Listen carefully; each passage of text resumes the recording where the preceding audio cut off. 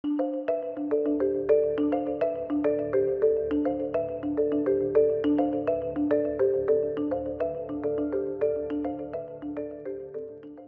pessoal, bom dia. Bom, eu deixei tudo aqui preparado para a gente fazer uma configuração do jogo Citadel of Blood.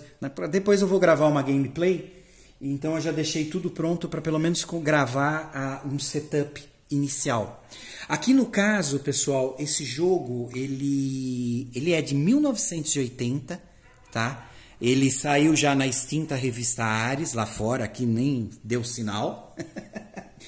Mas ele tem assim características únicas. Ele realmente é um dos pioneiros aí do gênero. Tanto que o que vocês estão vendo de peça aqui, na verdade, ele não são as peças do original. Isso daqui foi tudo um retema feito. Para quem conhece o Todd Summers, que é um design famoso lá fora, que ele tem muitos redesenhos de jogos, especialmente esses mais clássicos, para deixar ele até um pouco mais moderno ou facilitar mesmo o acesso quanto à marcação. Aqui no caso, esses playmats, né, essas tabelinhas que a gente vai utilizar para acompanhar o status dos personagens, ela não existe no jogo original. Na prática, a gente faria toda a marcação nessas tabelinhas. É estilo RPG clássico mesmo. Tá? Então a gente marcaria aqui todos os status, iria fazendo o rastreio, apagando e escrevendo. Aqui no caso a gente tem já esse retema feito com as playmats que facilitam demais isso. O Citadel of Blood ele remete direto àqueles jogos de wargame da década de 1980 ou mesmo de 1970, né, os mais antigos. Então assim, a gente vai ter muita tabela para jogar. Tá? Então, assim, o grau de profundidade do jogo, mesmo não tendo uma grande história, ele tem um flavor sim, mas não é nada lá muito profundo. Aqui, basicamente, a gente vai enfrentar os monstros, né, que estão dentro dessa cidadela, que basicamente é como se fosse uma masmorra. A gente vai encontrar itens, etc. Ou seja, tudo que caracteriza um bom Dungeon Crawler. O interessante desse jogo é exatamente a forma que ele foi montado. Porque esse pezinho nos wargames deu algumas características muito legais desse jogo. Eu até estranhei a tradução que eu fiz das regras, porque assim tem algumas coisas que a gente começa a ler e fala, não, eu traduzi errado. Mas na verdade está certo, porque são características do jogo e que assim elas acabam fugindo do que a gente está habituado hoje a ver nos jogos com essa temática de Dungeon Crawler, de exploração de masmorra. Bom, mas isso vocês vão ver funcionando daqui a pouquinho. Esse jogo, a gameplay eu vou gravar aos poucos, tá pessoal? Então isso daqui é só uma forma rápida de configuração. Lembrando, eu conheci esse jogo pelo canal do nosso colega Joquinhos Hard, então quem quiser ver aí um resumo muito bem feito do jogo, deem uma olhadinha lá. Aqui é mais uma gameplay que eu acabo falando, introduzindo algumas informações do jogo para não ficarem muito perdidos. Bom, a tradução que eu montei, eu acabei optando por montar também uma página apontando para os temas, tá? O que facilita às vezes buscar alguma coisa no meio das regras. A tradução ela acabou ficando com muitas páginas, tá? Aqui no caso eu optei por fazer assim, exatamente para ter aqui um livreto montado tamanho A5. Bom pessoal, eu vou ler a introdução do jogo para vocês, que basicamente é um flavor curtinho, mas que ele abre margem para quem gosta de criar histórias bem narrativas. Isso daqui ele abre margem para a gente fazer uns acoplamentos muito interessantes na história. Mas vamos lá. No Vale da Grande Espada fica uma enorme fortaleza. Serve de refúgio para o mago mais poderoso do mundo, X, o Desconhecido. Aqui no caso, pessoal, ele não tem um nome, tá? Ninguém sabe o nome dele dentro da história. Então eles chamam ele de X ou X. Com a ajuda de um exército de orcs, ele transformou ruínas desmoronadas nesta, a cidadela mais forte que existe. Uma vez seguro na cidadela, no entanto, o mago traiu os povos livres do vale, os entregando nas mãos do Império durante a Terceira Guerra da Liga de Aralv. O Império recompensou ricamente por essa traição. Desde aquela época, o poder do mago cresceu constantemente, espalhando-se pelas terras vizinhas. No entanto, seu sucesso até o momento não é nada quando comparado à escuridão que ele agora está preparado para soltar. Sua posse do antigo e poderoso Hellgate agora representa uma ameaça para o próprio Império. A Cidadela de Sangue representa uma série de ataques à Cidadela de X, o Desconhecido, por uma força mista de pessoas livres, representantes do Império e mercenários. O jogo é semelhante a muitos RPGs de fantasia, mas não requer nenhum mestre de jogos, pode ser jogado sozinho ou com 2 a 6 jogadores. Os personagens e a premissa deste jogo são retirados do jogo da SPI Sword and Sorcery. Então, pessoal, vocês podem ver que assim, mesmo tendo basicamente só esse flavor, a gente pode assim anexar muitas coisas interessantes a nível de narrativa na história. Mas aí já a gente entra numa outra história de uso do jogo. Pessoal, o Todd Summers, ele além de fazer esse redesign do jogo, ele também acabou reformulando aqui, reformulando o que eu digo é reestruturando a apresentação das tabelas. Então ele criou aqui uma facilidade que as folhas dele ficaram bem organizadas, tá? Então tem inclusive aqui a própria sequência do jogo, que no manual está na parte 5.0, ele faz a descrição certinha, tem a sequência de combate.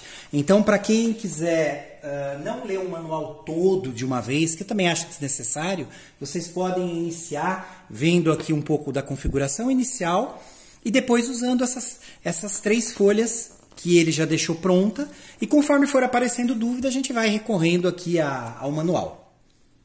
Aqui no caso, na parte 4.0, vocês vão ver que tem sequência inicial, seria assim a preparação do jogo. Lógico, essas regras elas estão sendo fundamentadas no jogo clássico, então ele vai usar as peças clássicas. Então ele vai pedir para colocar todos os dados aqui, tá? Consultando tabelas que a gente tem do jogo.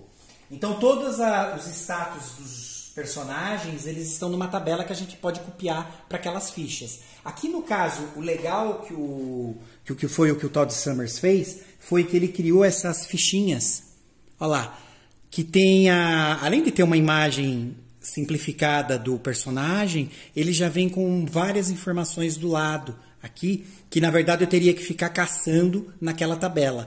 Então agora com a própria fichinha do personagem eu já consigo resolver. Eu não vou ler completo, porque isso depois vocês consultam, tá? Eu só vou pular para a parte que interessa pra gente.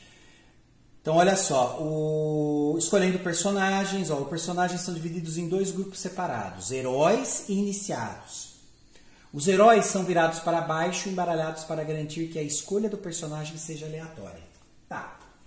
Aqui no caso, a gente já tem as fichinhas dos personagens, tem muitos, tá? Se vocês olharem aqui, olha, tudo isso é personagem, tá? Então tem aqui um montão de personagem que a gente pode selecionar ou sortear aleatório, aí é de cada um. Basicamente a gente vai ter os heróis, que são os personagens que eles têm nome, tá? Tipo a Deirdre, que é quem eu selecionei para jogatina, ó, o Gislan, e aqui o Elendil, que é o Gwaelin.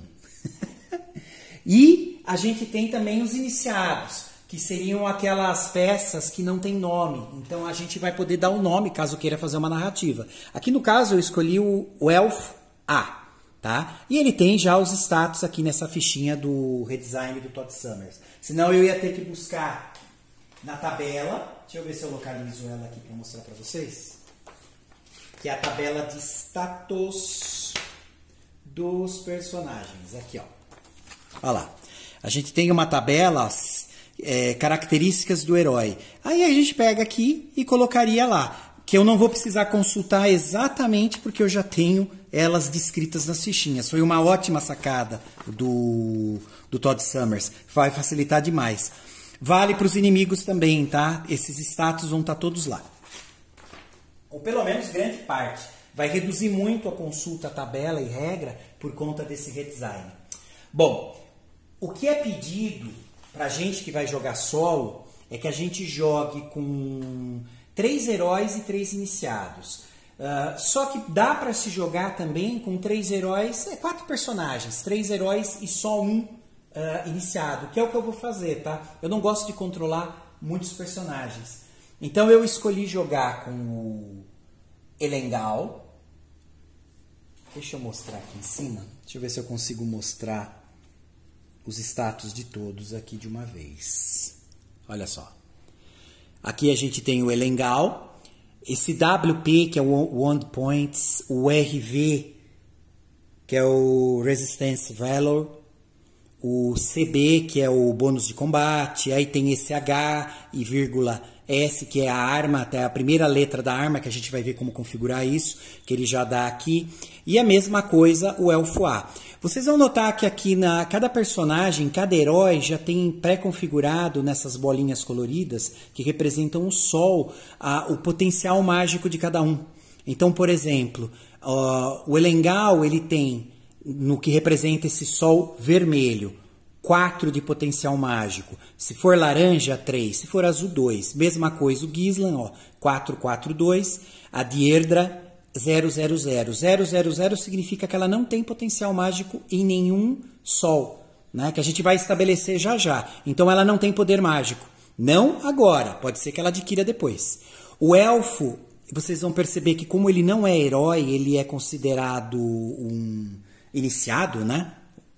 Vocês vão ver que ele tem aqui marcado em cima, onde seria os valores do sol, como R, que é algo como roll, quer dizer, eu vou ter que rolar para descobrir qual é esse valor.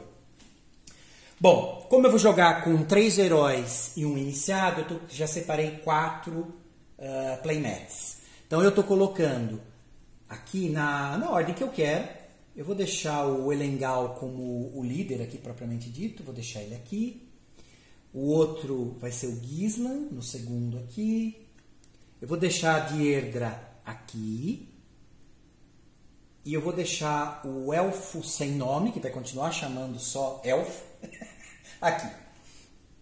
O que acontece, pessoal? Além desses marcadores retangulares, a gente também vai ter esses marcadores, que é um para cada um, tá? Que eles são quadradinhos. Esses são os marcadores de combate. Então a gente vai deixar eles já nessa fichinha aqui de combate, que está do lado. É um playmat para combate, que também é um redesenho aí do Todd Summers. Aqui em cima fica os heróis e aqui embaixo vai ter os monstros quando a gente for combater. Imaginem isso como linhas, tá? Que são linha 3, linha 2, linha 1. Mesma coisa aqui. Se vocês notarem, ele já simplificou o processo também, deixando marcado. Na primeira linha tem esse símbolo de armas cruzadas, de espada. Isso significa que nessa primeira linha, a única arma que o herói vai poder usar, ou quem estiver aqui, vai ser esse modelo de arma, que seria arma corpo a corpo. Aqui atrás, vocês vão perceber que tem esse, como se fosse um asterisco gigante, e aqui no caso, um ícone como se fosse um arco, que representa armas de longa distância. Então, quem tiver nesta linha pode usar só armas de longa distância, e o ícone aqui de asterisco é magia. Então, quem está na primeira linha de herói pode usar só as armas principais, que são as armas corpo a corpo. Quem está na segunda linha não pode usar armas corpo a corpo, mas pode usar magias ou armas de longo alcance. Aqui, no caso dos monstros, tem uma pequena diferença. Os monstros, na primeira e na segunda fila, podem usar magia. E a arma corpo a corpo só no primeiro. Tá? Então elas vão ter essa diferença. O Todd Summers já colocou aqui. Também foi outra ótima sacada. Deixa eu já aproveitar. Também se ganha experiência nesse jogo, porque às vezes a gente não vai conseguir finalizar ele. Talvez a gente tenha que sair da cidadela para usar os pontos de experiência ganhos, às vezes para contratar mais iniciados, que a gente pode perder, ou outro herói, para a gente poder voltar e tentar de novo. Quase como se fosse uma campanha. Aqui no caso, pessoal, então esse canto ficou a trilha de experiência ganha, que depois a gente vai ver como funciona. Aqui embaixo, ele já deixou definido até o F, pode ter 1, 2, 3, 4, 5, 6 monstros. Então a gente consegue rastrear as vidas, Wound Points, de cada monstro em cada um desses quadrados. Que mais? A gente tem aqui do lado sóis, né, que vão representar qual é o sol predominante da partida, se ele é vermelho, laranja ou azul. Isso influencia diretamente a quantidade de magias que cada herói e iniciado pode ter. Bom, também tem um exemplo aqui descrevendo como que tá os ícones dos monstros, né? Na verdade, as peças de monstro, né? Olha lá. Por exemplo, Direwolf, olha lá, tem uma descrição de valores do lado, que ele está explicando direitinho, a gente vai ver isso funcionando. E aqui do lado também a quantidade de vida, que aqui neste caso, olha, é 1d3, quer dizer, um dado de 3 faces, que eu vou ter que rolar com valor de mais 1. Esse valor de baixo aqui, que normalmente é uma letra, ou é uma letra, vírgula, outra letra, ou barra, ela representa qual é o tesouro que eu ganho caso ele morra. Caso eu consiga matar esse monstro. A gente vai ver isso tudo funcionando. Então eu já decidi que eu vou jogar com 3 heróis e um iniciado, que eu já posicionei aqui em cima das playmats. Lembrando de novo, ó, o mínimo sugerido é que seja de 4 personagens, tá? Eles sugerem sempre 6. Porque na verdade aqui eu vou ter mais dificuldade para ganhar. Agora eu preciso determinar as características de cada um. Aqui no caso, ó, os jogadores consultam a tabela de características do herói, 4.3, e inserem as informações de cada herói escolhido em um registro de personagem, que é exatamente como o jogo original. Ó, a gente colocaria nessas fichas, que a gente não vai fazer agora, porque o que a gente vai fazer? A gente vai transferir esses valores aqui para as playmats específicas desse redesign. Bom, então vamos lá. Eu vou começar com os heróis, que as fichinhas dos heróis já são mais fáceis. Olha só. O Elendil, marcado aqui em cima, ele tem WP7. Então é Wound Points. É a quantidade de vida que ele começa. 7. Olha aqui na fichinha. Deixa eu pegar só como exemplo. Olha lá. Wound Points. Então aqui eu rastreio a quantidade de vida. Eu poderia usar um marcador, um quadradinho, mas eu vou usar a caneta, tá? Que eu acho mais fácil nesse jogo. Que aí a gente vai só apagando e reconfigurando. Então ele tem 7 de vida, olha lá, 7 de vida. Mesma coisa, o Gislan, o Wound Points, 10. Então ele tem 10 de vida. A Deirdre, ela tem 7. Então, vou deixar 7 marcado aqui. O Elfo, mesma coisa. Ele é um iniciado, tem a tabela de iniciados lá. Ele tem 5 pontos de vida inicial. Então, já configurei. Vamos lá. RV 3, tá abaixo aqui dos sóis. RV, que seria o valor de resistência dele, no caso do Elendil é 3. Então eu já estou marcando aqui, ó. Ele tem 3. O Gislan, o RV é 3, então ele tem o valor de resistência em 3.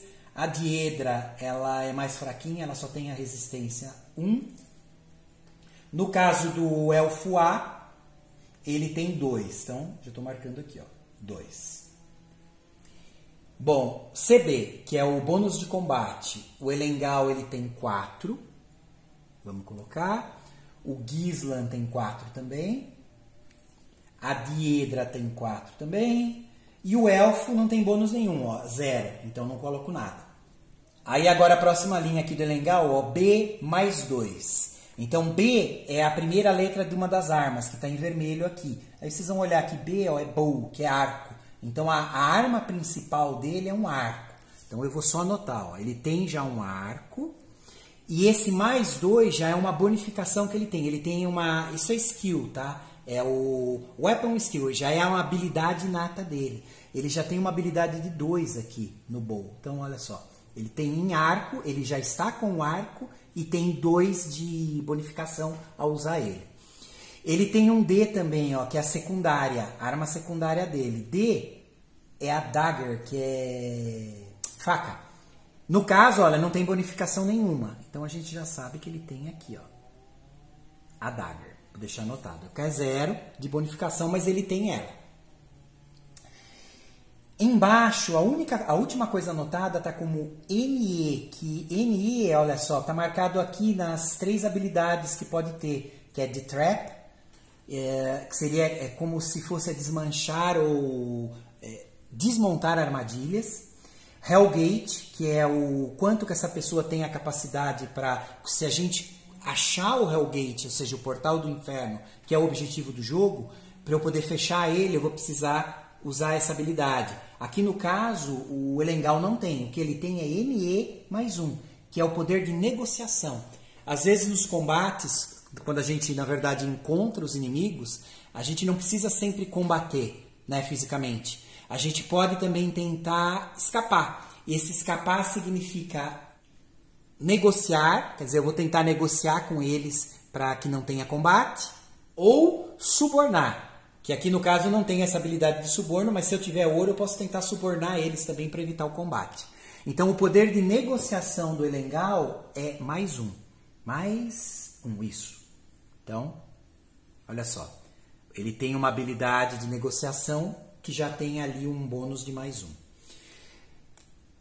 Mesma coisa que o Gislan, tá? Olha lá, o Gislan, ele tem a arma principal dele mais 2, que é A mais 2. Então, A, olha só, é o Axe, que é o machado. Essa arma principal dele tem já um bônus de mais 2. A secundária dele é H, que é o Hammer, que seria o martelo. Não tem bonificação. Então, ele tem a Hammer como secundária e o Axe como primária. Os próprios ícones que foram usados na fichinha, vocês vão notar que tem o desenho lá, ó, 2 espadas cruzadas, que significa que essa arma pode ser usada na primeira fila. Tem algumas que tem o ícone do arco, lembra? Então eu não posso usar na primeira linha, eu vou usar só quando os personagens estiverem aqui na segunda. E as magias que a gente já vai colocar. Bom, a habilidade que o Gislan tem é de DT, que é o The Trap, que é o desarmar armadilhas. Ele tem 3, então olha só, ele tem a habilidade de desarmar armadilhas de nível 3. Bom, a Deirdre. A Deirdre, ela tem, a arma principal dela é H, então é um Hammer, com uma bonificação de mais 1. E ela tem como arma secundária o S, ó, que é Sword, que é a espada. Só que sem bonificação. A habilidade dela é de Hellgate. Ela tem o poder de fechar o Hellgate se a gente encontrar. Então ela é essencial que chegue ao final do jogo com a gente viva. Porque é ela que a gente vai utilizar para tentar fechar o portal. Ela tem o poder de Hellgate, que está aqui, ó, em 1.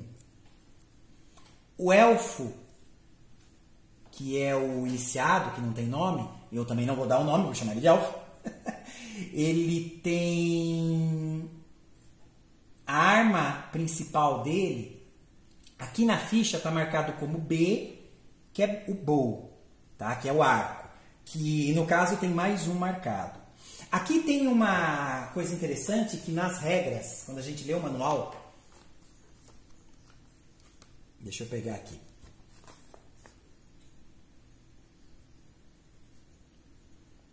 Olha só, os jogadores escolhem uma arma primária e uma secundária para cada um de seus iniciados e as inserem em armas.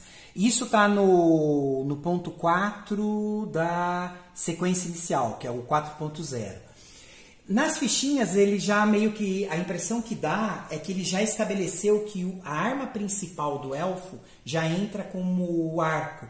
Na verdade, pessoal, vocês podem considerar os iniciados, o que tiver aqui de dados, tanto aqui na ficha quanto na tabela, não como uma arma pré-estabelecida que já está com ele, é uma habilidade. Então, na prática, ele tem o quê? Uma habilidade de mais 1 em arco. Se eu escolher que ele tem o arco, que eu vou ter que escolher uma agora, ele já vai entrar com esse mais 1. Mas se eu não quiser, quero que esse elfo tenha, sei lá, que ele inicie com o Hammer, que é o martelo, eu vou apontar que ele tem o martelo, mas não vai ter bônus nenhum. Se durante o jogo ele receber o arco, ele já vai ter essa capacidade inata de habilidade em mais 1. Tá? Eu acabei encarando assim, porque eles são muito específicos aqui nas regras. Isso para os iniciados, tá? Para os demais, não. Parece que as fichas já estabelecem quais são as armas iniciais. Bom, pessoal, então eu prefiro imaginar que os heróis eles já vêm pré-estabelecidos, porque nas fichas tem mesmo a primária e a secundária. No elfo só está marcado um valor, né? No caso dos iniciados. Então a gente vai marcar assim. Então aqui no caso eu vou escolher mesmo que a arma principal de uso dele vai ser o bow, lógico, porque ele já tem uma bonificação. A secundária eu vou escolher o axe, tá? Que aí ele também pode, caso ele venha aqui pra frente, ele pode... aliás, eu acho que o axe fica esquisito para um elfo, né? Vamos pegar a espada. Então a secundária vai ser espada. A espada, ó, não tem bonificação nenhuma. Eu só sei que ele está com ela. A principal vai ser o arco, com a bonificação, e a secundária, a sword, que é a espada. Pronto. Ele também tem uma habilidade, ó, a habilidade dele é NE, de negociação também, igual ao Elendil. Ele tem mais um. Então ele tem negociação mais um. Agora, pessoal, tem, na verdade, duas formas de fazer isso. Aqui está no manual, eles pedem para que a gente olhe no potencial mágico de cada herói. Olha só.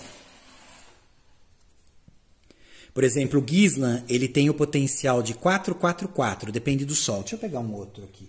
O Elendil varia. Ó, 4/3/2. Seguindo as regras, eles pedem para a gente olhar o valor maior e esse número de magias a gente selecionar e deixar já marcado naquela fichinha escrita ou com as nossas cartinhas, que se tem também, a gente vai escolher aqui do lado da fichinha. Então, aqui no caso do Elendil, ele pode ter até 4 magias. Então, agora eu iria selecionar 4 magias, que nesse redesign foi feito cartas, e poderia deixar as cartas aqui do lado. Ó.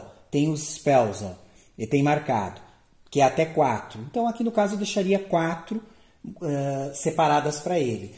Só que isso não quer dizer que eu vou poder usar essas 4, porque a gente ainda vai ter que descobrir qual é o sol predominante dessa aventura.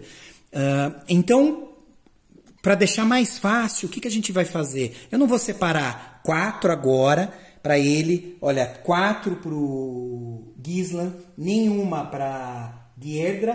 E no caso do elfo, eu ainda vou ter que girar. Então, a gente vai fazer de forma diferente. Primeira coisa que eu vou fazer aqui é estabelecer qual é o sol predominante dessa aventura. Então, tem 3 sóis. Eu vou jogar um dado. Ele é um D6, tá? Aqui seria um D3. Então, eu joguei, deu 2. Então, 1, 2 é o vermelho, 3, 4 o laranja, o amarelo, e 5 e 6 seria o azul, ó. O sol predominante dessa aventura é o vermelho. Então, eu estou marcando assim, ó, sol predominante. Já vou aproveitar e vou marcar também o nível da masmorra que a gente tá, né, da cidadela. É o level 1. É importante marcar isso porque o level 1 não tem nenhuma alteração nos inimigos. Só que quando a gente acessa o level 2 e 3, olha só aqui em cima, eu tenho uma alteração, eu tenho uma tabela que altera os status dos monstros. Os monstros vão ficando mais perigosos conforme a gente adentra na cidadela, nos outros níveis. Aumenta a dificuldade do monstro, eles ficam mais fortes e também a parte de tesouro. E experiência, que vai tendo alteração também. A gente vai ver tudo isso funcionando, tá, pessoal? Aqui acho que a gente já configurou tudo e agora a gente precisa configurar a ordem de marcha. A ordem de marcha é a ordem lá de como vai ser os combates. Então, de novo, pessoal, olha, na primeira linha eu vou colocar os heróis que têm uma arma aqui de combate, que eles só vão poder usar a arma de combate corpo a corpo, que é aquelas 2 espadas. Aqui no caso, a minha ordem vai ser assim. Eu vou deixar o Elendil aqui nessa ponta, como primeiro. No meio da primeira linha, eu vou deixar o Gislan. E a Deirdre vai ser a terceira. Como o elfo, ele tá com o bow, né, com o arco, e o arco dele já tem uma bonificação, eu quero utilizar. Só que é uma arma de distância. Ó. Na primeira coluna, na primeira linha, na verdade, eu não posso usar. Mas na segunda, sim. Então, eu vou deixar ele aqui, ó, colocado na segunda linha. Aí ele pode atacar os monstros da primeira linha utilizando o arco. Se não me falha a memória, acho que é da primeira ou da segunda. Depois a gente confirma. Já estabeleci o sol, que vai ser o vermelho. Aí eu vou olhar a fichinha dos heróis, seja lá na tabela ou aqui. Olha só, o Elendil, ele pode ter 4 potenciais mágicos no sol vermelho, que é o que saiu. Então eu posso ter 4 magias com ele. No caso do jogo original, eu iria escrever essas magias, mas aqui a gente tem as cartinhas, que facilita bastante. Eu vou fazer o seguinte, o Elengau, eu não quero 4 magias, tá? Eu vou pegar só 2. Eu vou pegar Rio, que é cura, e vou pegar esse Lighting, que ela é feita em combate, olha, é uma magia, e a gente vai utilizar ela durante os combates. Aqui, pessoal, tem umas letras do lado, ó, NC, 1. 1 significa que toda vez que eu for usar essa carta ou essa magia, vai me custar 1 Wound Point, 1 ponto de vida. NC é onde eu posso usar essa magia, ó. Ela é não combate, ou seja, eu posso usar ela em qualquer momento, menos no combate. E ele vai ter também essa daqui, que é o Lighting, que é uma magia de ataque. Olha só, só que cada vez que eu utilizar, ela vai custar 2 vidas. Esse C representa onde ela pode ser usada, que é Combat. Quer dizer, eu posso utilizar ela somente durante o combate. Eu só quero essas 2, eu não vou pegar as 4, tá? Senão acabam me atrapalhando aqui também. O Gislan, ele tem o potencial no Sol Vermelho, o potencial mágico dele de 4. Então eu vou fazer o seguinte, ó. Ele está pegando esta magia, que ela basicamente é uma cura também. Ela é a mesma que está ali da carta do Rio. Ela custa 2 de vida, tá, para ser usadas, e ela pode ser usada também só em não combate, quer dizer, fora do combate. Vou deixar ela aqui. Ele pode ter até 4, ele eu já vou colocar mais, ó. Ele vai ter de ataque também, ó, Combat. Essa custa 2 vidas. O Lighting, que é um ataque. Ele vai ter um ataque mental, que vai para ele usar custa 4 pontos de vida. E ele também vai ter essa magia de oratória, né? Que custa 1 de vida, ó, ela pode ser usada no N. N é negociação. Então essa daqui ela só pode ser utilizada para negociar, ela facilita a negociação. A Diedra, ela não tem valor. Olha só, é tudo 0 os sóis. Ou seja, ela não pode ter magia. Ela é comum, uma pessoa sem dons mágicos. Então vamos lá. Agora eu quero configurar o elfo. O elfo eu não sei, como ele é um iniciado, olha, tá tudo como R. Eu vou ter que descobrir qual é o potencial mágico dele. Então como que a gente vai fazer? A gente vai abrir a tabela. Deixa eu pegar ela aqui.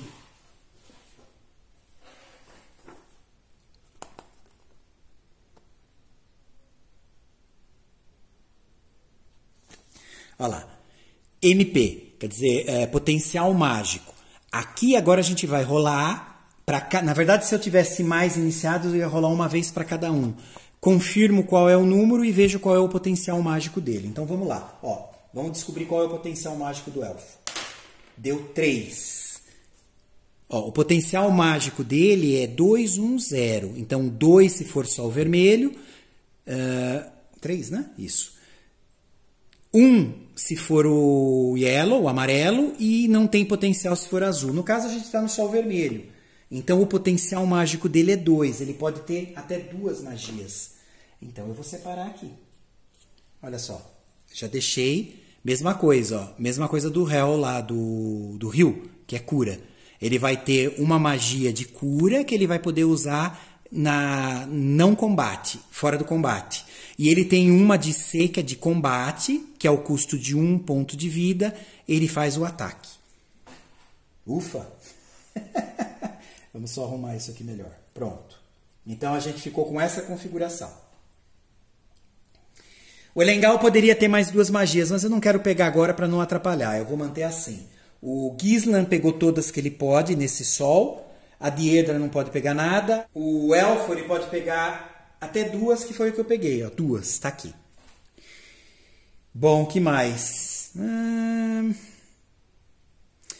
A gente vai precisar das tiles, né, das peças da cidadela, que elas já estão aqui guardadas nessa caixinha. Assim a gente vai sorteando aleatório. Eu já deixei tudo misturado, tá? Aqui no caso, pessoal, a gente tem esse marcador que chama Gateway, que seria portal de entrada. Então, esse seria o início. Os nossos personagens começaram aqui. Daqui para cá, a gente vai formar o mapa da cidadela. Então, eu vou utilizar esse marcador, que ele não é nada, é só um marcador que, na verdade, esconderia na pilha ali das fichas da cidadela, ele ficaria em cima, para eu não saber qual é o primeiro. No caso, eu vou usar ele como peça inicial, eu vou deixar o gateway dentro dele. A gente já tem aqui um marcador do grupo, não é festa, e ele já vai ficar aqui. Pronto. Bom, pessoal, basicamente, agora eu acho que fechou. Então, a gente já configurou tudo, né? Estabeleceu qual é o sol predominante da missão. A gente já marcou que está no level 1. Eu já estabeleci que eu vou jogar com 3 heróis, o Elendil, o Gislan e a Deirdre. E eu vou jogar só com um iniciado, que é o Elfo. Tá? A gente passou os dados referentes a cada herói para a playmat dele. A gente descobriu, aqui no caso do Elfo, jogando na tabela de potencial mágico, quanto que vale cada sol aqui em cima. E no caso do sol vermelho, que é o que saiu, ele poderia ter um potencial mágico de até 2. Então eu escolhi 2 magias. Ah, sim, pessoal, faltou um pequeno detalhe. Essas magias que tem esses quadradinhos, tipo Rio, né? Olha só, é a quantidade de vezes que eu posso utilizar ela. Normalmente, antes da gente acessar a cidadela, a gente tem que ver nessa jogatina quantas vezes eu vou poder utilizar. Então, a gente joga um D6, tipo para esse, ó. Vamos ver quantas vezes o Elendil vai poder utilizar essa magia de cura. Ó, 4 vezes. Pronto. Quantas vezes o Gislan vai poder utilizar essa magia de rejuvenescer? 3. Que miséria, hein? Quantas vezes o elfo vai poder usar a magia rejuvenescer? 1. Pronto. Isso vai ser cruel, hein? Pronto, agora sim. Tudo configurado, a gente já estabeleceu também quantas vezes eu vou poder usar essas magias de cura e de rejuvenescer. Ah, lembrei de um detalhe.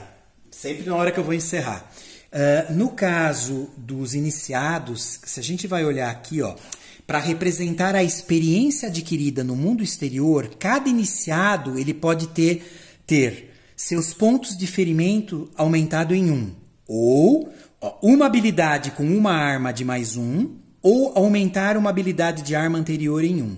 Ou ainda, aumentar sua habilidade de negociação, Hellgate, né, o portão do inferno, ou o The Trap, que é o desarmar a armadilha em 1. Então, na verdade, eu posso escolher qualquer coisa aqui que eu queira para crescer. Bom, o que eu quero? Ele tem pouca vida, ele só tem 5. Então, eu estou subindo 1 ponto de vida para ele. Tá? Então, isso vai representar a experiência que ele tem ali, que ele ganhou na vida antes de se juntar aos heróis. Tá? E aí, fechou. Se eu quisesse, eu poderia não pegar a vida, poderia subir, por exemplo, 1 ponto a mais no bow. Ele ficaria com 2 pontos a mais. Eu prefiro vida, pelo menos agora, nesse início. A ordem de marcha a gente já estabeleceu, tá? Então, primeiro o Elendil, segundo o Gislan, Deirdre na linha da frente. Eles vão ficar atacando com as armas de corpo a corpo, que são as primárias. O elfo está na segunda linha, então ele só pode utilizar armas de longo alcance, que é o que ele tem aqui, que é o bow, que ele tem já uma bonificação de 1. Ufa! Bom, pessoal, isso foi a configuração e aqui a gente está pronto para começar as rodadas do jogo.